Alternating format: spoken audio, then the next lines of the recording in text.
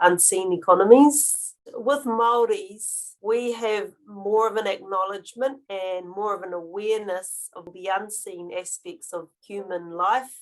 We acknowledge whether these unseen energies are being diminished or replenished.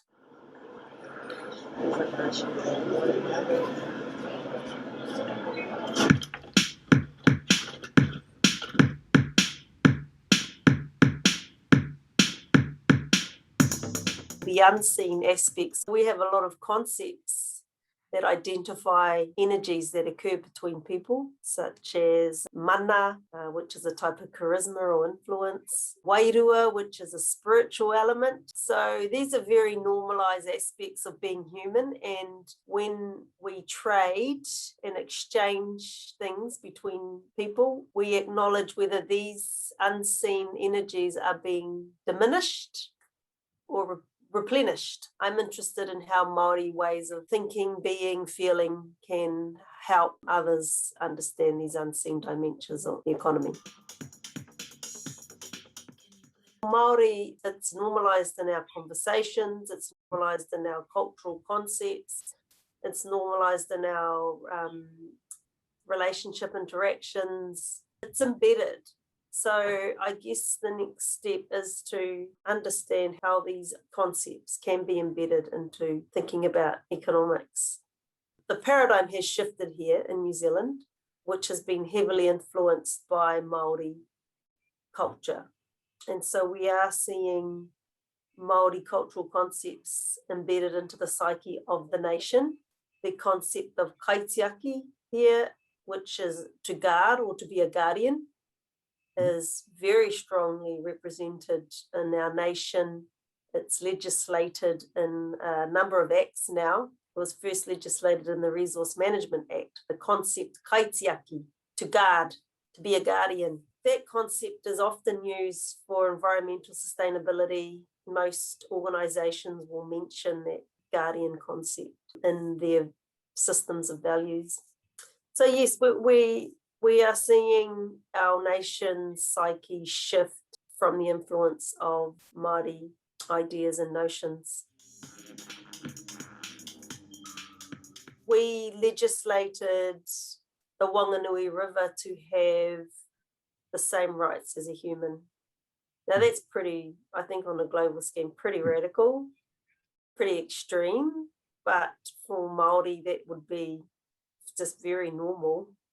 That, you know, wouldn't even blink an eye at that idea that nature, its own essence and life force.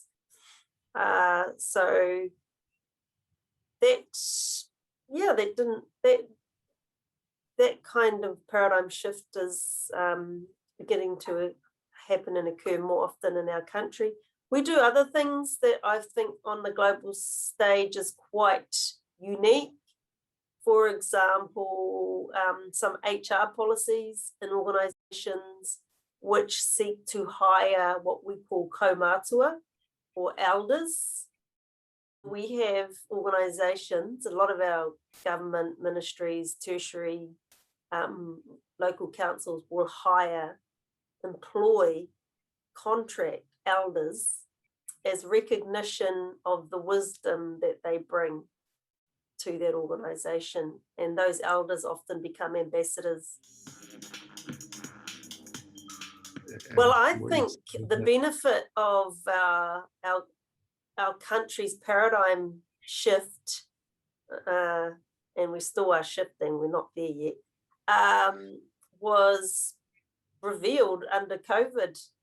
The collective response of this nation to listen to our Prime Minister, to our government, meant that we went through COVID relatively, well, I don't want to say easy, but no, I truly believe that Māori had influenced that collective force or nature of this nation, because we don't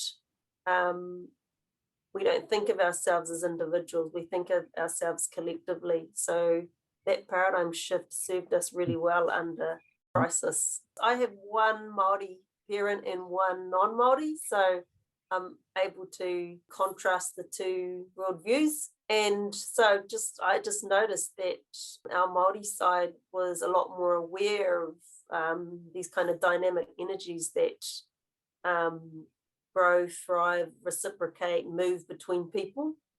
And whereas on my English side, it was a non-thing, like it just doesn't even exist. So it's that awareness from being raised in two different cultures.